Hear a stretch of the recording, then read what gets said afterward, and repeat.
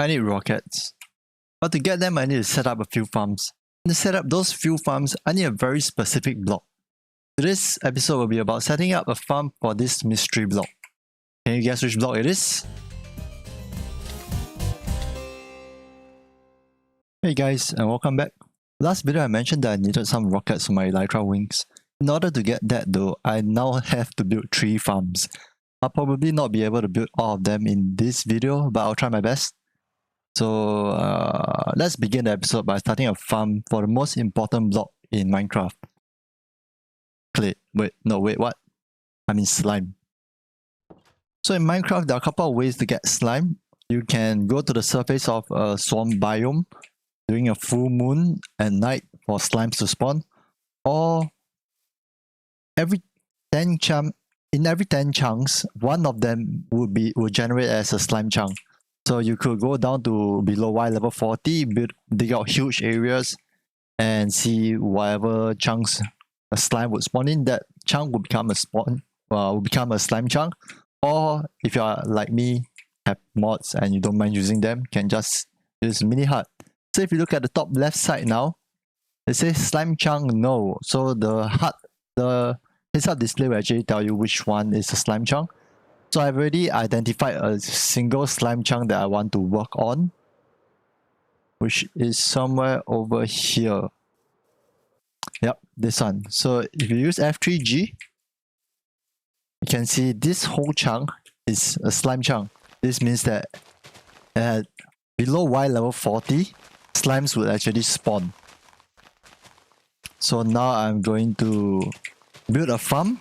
The farm that I'm going to use is Gnembon's ultimate slime farm.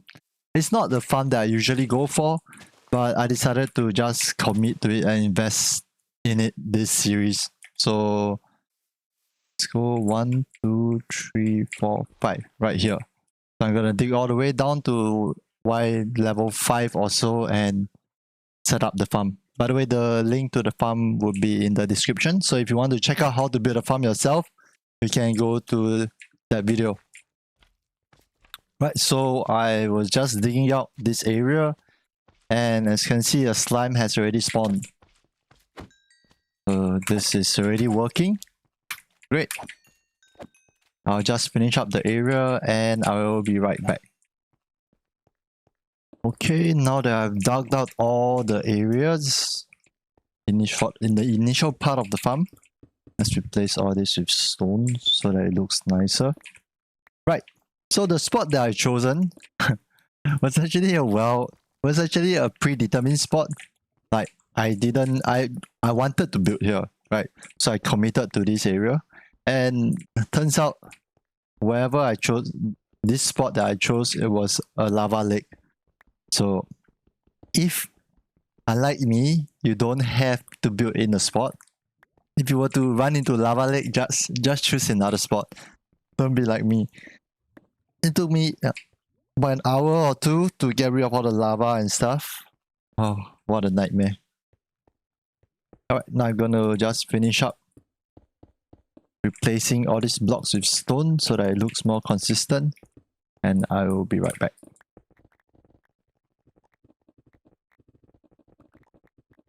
Right, I forgot. I didn't have to replace the floor because they will be changed to magma blocks later as well. So, yeah.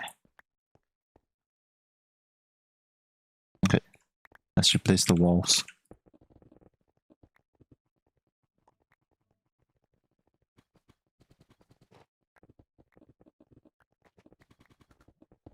So you don't have to replace the walls if you don't want to. I'm just doing it for consistency's sake. It's not part of the build. It's just because I want it to look nicer that way.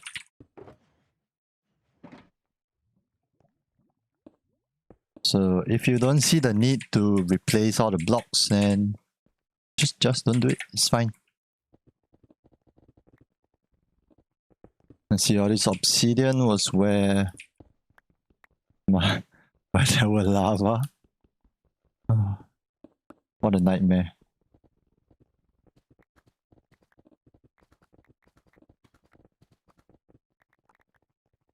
So I'll finish up the rest of the walls and I'll be right back. Okay, so now I have replaced this lower part of the farm. This would be our first platform. And I just need to set up some stuff. So this is a really interesting farm. This is a redstone-less farm. All you have to do is just need to put a chest here, put a chest here, and put a hopper right here. And then you replace this two with magma blocks. And that's basically your farm right there. Okay, so you do the same thing for all the four corners. Chest here and here, blocks here, and hopper right here. Same thing for this. Hopper, chest here, oops, block and there. Okay, next thing you want to do is you want to go 3 in and make sure that it is put pressure plates 1, 2, 3 pressure plates. Same thing all over the place, all four corners.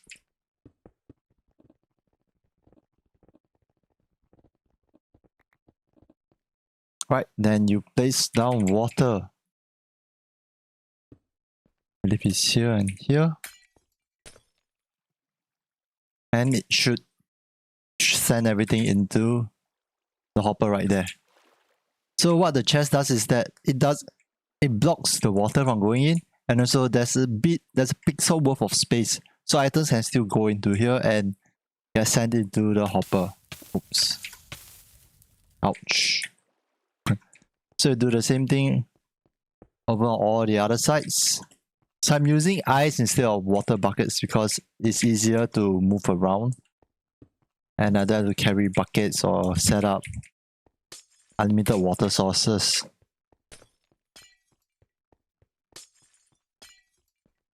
There. Then what you want to do here is find the middle.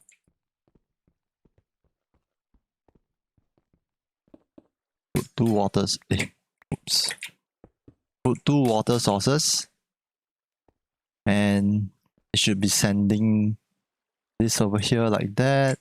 Then this will come over here and then be sending over here. So about items. Right, same thing for items, it'll be sent into the hoppers. So do the same for all 4 sides. And our rudimentary farm is done. So this is actually a working farm right now. And it works. It's simple, but it works. So I've also dug a corridor down. Alright, this is my beacon for digging out the hole. I've also dug a corridor down. So I can access all the hoppers, just like Gnembon did in his video. And this will be used for water channels later to send slime balls to wherever I want, to central storage.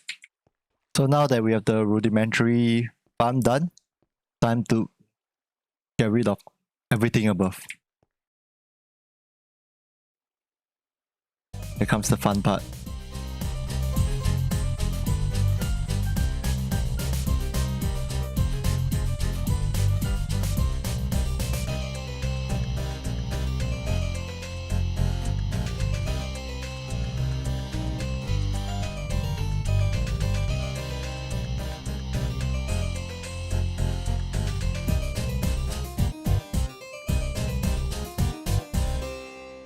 So after about 2 hours of mining, I decided to take a break because my pickaxes were gonna break. So I still have to finish mining out this area and then light up all the rest of these cave systems as well. Time to go repair my pickaxes and back to mining I go.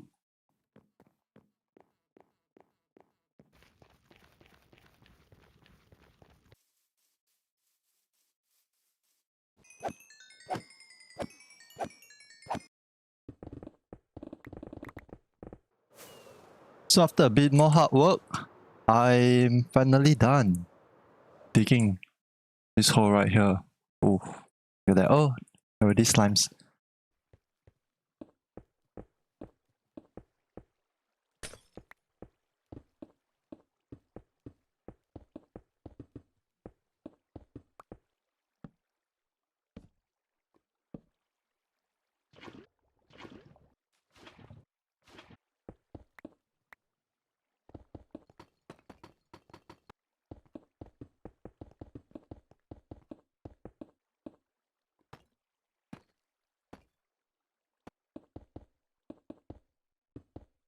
Right, and now I'm almost done with the spawning platforms, just the final bit to add on, which is all this string over here.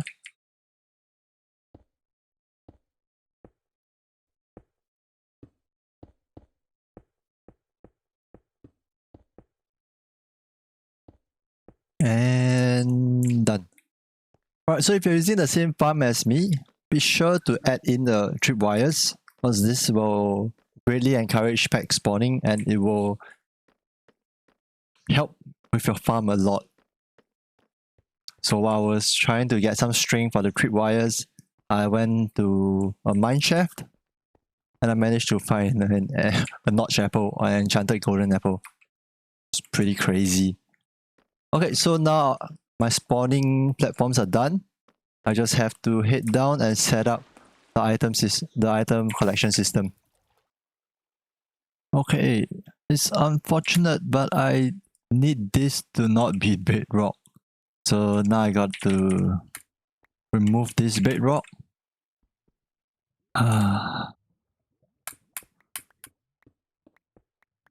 This is gonna be messy. Alright, so let me show you one of the best bedrock removal methods that I have seen before or I have used.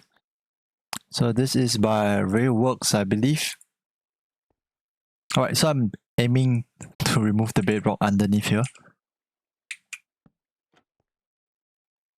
Let's turn off. I can link the video in the description. I will link the video in the description if you want to check out how to use this. So let's turn this to K. Right, hopefully this works. First try, and I don't have to redo it. Hold this and bam. Looks like it worked. So let's repair everything else first. Where did my door go? Okay. So as you can see, we removed the bedrock, which is great. Now let's replace everything else and carry on with the build.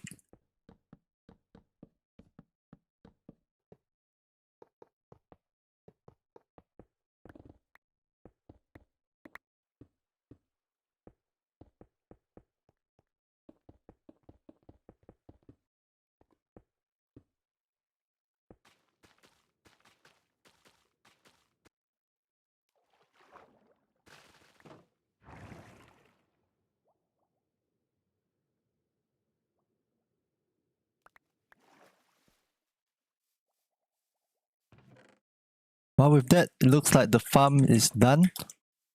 There's just one crucial part right now, and that is to light up the remaining caves. But the build itself is complete, the spawning platforms are done, killing mechanism is done, item transfer system is done. So what I've done is I've made water channels with dispensers at the bottom floor. So the items will get dispensed, sent into a water marble column over here, and it will be sent into this chest over here. So now I just need to light up the remaining caves and set up a facade or build over here. But that will come at a later time. I really need to go light up the caves and the surface as well. The surface is not lit up at all. So with my handy dandy light overlay, I'm gonna start lighting up the whole area.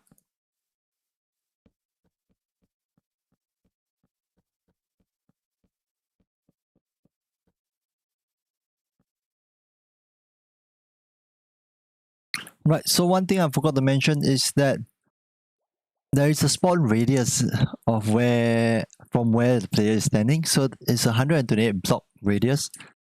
So usually when you want to spawn proof a farm, you would like to find an AFK spot and then spawn proof 128 radius around 128 blocks radius around your character or AFK spot. So for example, if I want to AFK right over here, then I will need to have a sphere of 128 radius all lit up so that mobs cannot spawn. So in mini hub, there's a very useful function for this. So what I want to do is I want to do this, go to shape, choose despawn sphere, the add shape. So when I enable this, this will show the sphere where mobs would spawn. So mobs that spawn are outside of 128 blocks radius will despawn immediately. But mobs that spawn within 128, between 128 blocks to 32 blocks from the player has a chance of despawning after about 30 seconds. So you want to kill a mob once they spawn within 30 seconds, otherwise they might despawn. And also this is the sphere that I will have to light up. So this is the 3-dimensional sphere. It's not just the surface, underground as well. I'll have to light up all those spots. So yeah, I will be right back.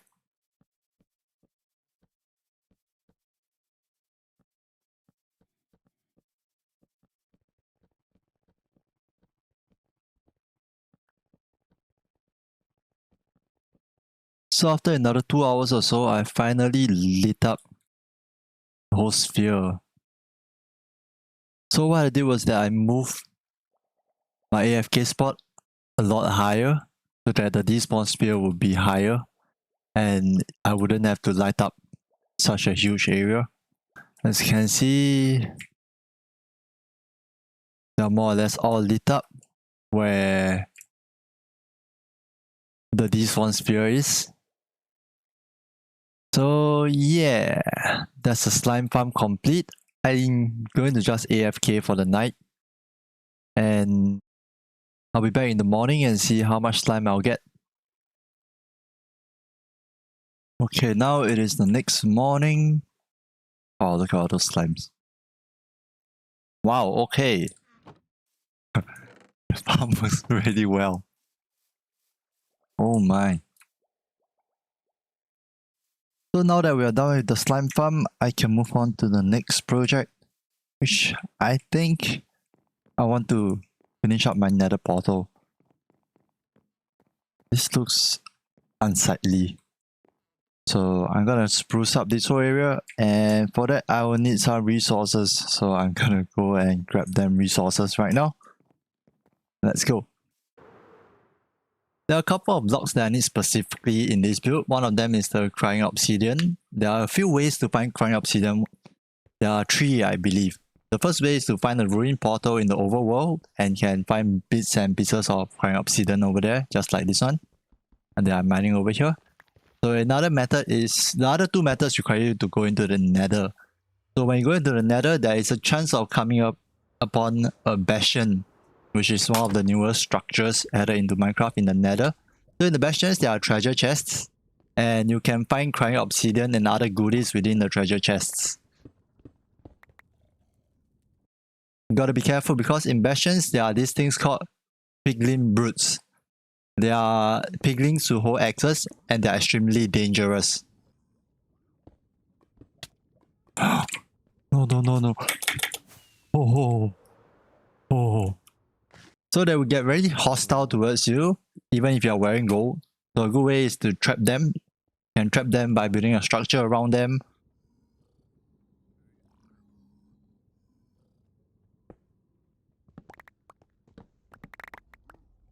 Or, even better, use boats. Just put down some boats and they would just jump into the boats voluntarily. Safest method to get them in. Just like that.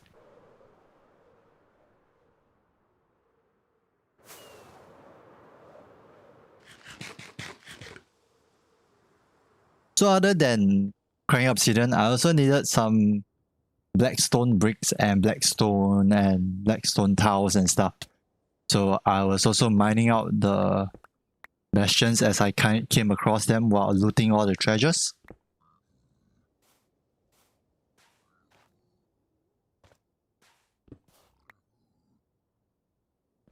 In addition to all of this, I also need some warped wood because I wanted some warp trapdoors for my build.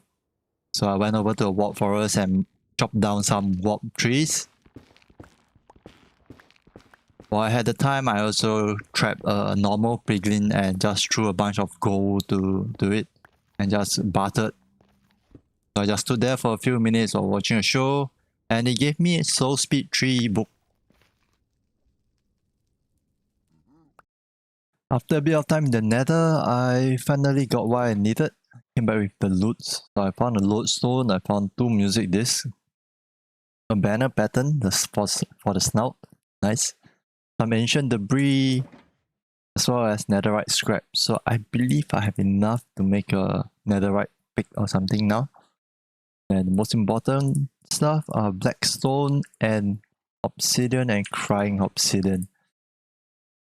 So I'll be mainly utilizing them for my build. So let me get some stuff together and I'll start the build.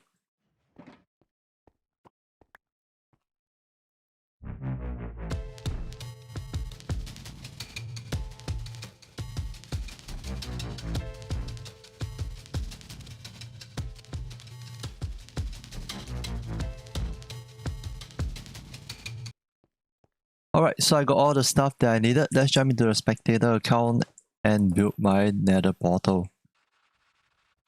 As I was recording this, I realized just how many time lapses I have in this episode and thought quite hard about it. As I'm in the single player world, there isn't any chance for me to interact with other players, right? There are just too many things I want to build, and I don't want to particularly record just building or just my building process. So I'll have to think about what I want to talk about during these building segments. I could talk about the technical aspects or my thought processes while I'm building something, but I don't feel that would be particularly exciting. But then again, there are just too many things I want to share in my videos. Most importantly, I want to share my experience of playing through the game with you guys, the viewers. And I have this sticky feeling that if I omit too much of the building process, it doesn't feel very right.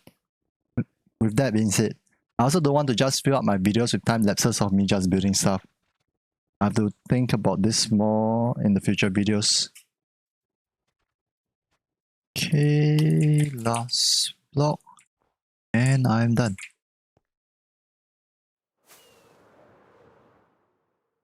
Alright, so another portal frame is done. Let's do the finishing touches. Grab my flint and steel over here. And this one right. Aha!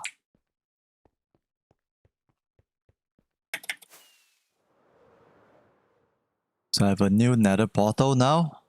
There's still one last part I have to do, which is to place down all my lava buckets. Oh my god. Alright. Here we go. Hope I don't die from this. Actually, give me a moment. Scrap. Oh. Oh. I did it. Oh. When? What? Huh? Okay. Scrap a fire resist pot. I'm running out of food.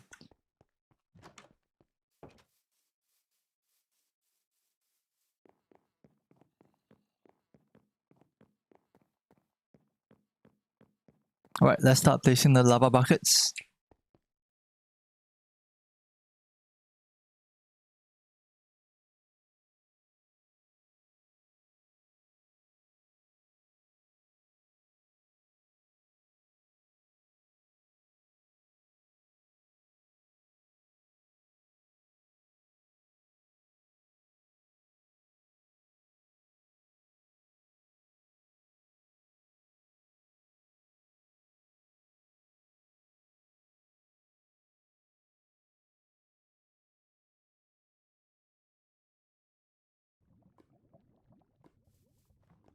Okay, now with that, the bottle is fully complete. Oh, that looks good.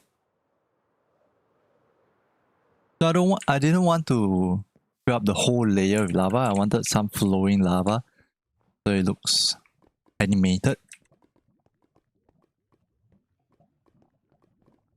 I think this looks pretty nice. Let's fly out again and take a look.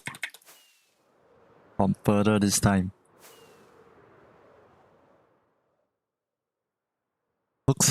Looks like an egg.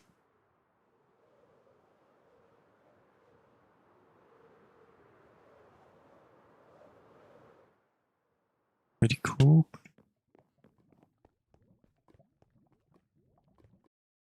Just as I predicted at the start of the episode, I only had enough time to set up one farm this video. But as always, thank you so very much for watching. It has been so fun making these videos so far, and I'm getting more comfortable with the audio and my own voice. But just like usual, if you have any feedback or suggestions, feel free to leave them in the comment section down below. It'd be greatly appreciated. Let me know what and how I can improve on my videos, be it technical wise or content wise, anything works. With that, I am calling it for this episode. Hope to see you again next time. Bye bye.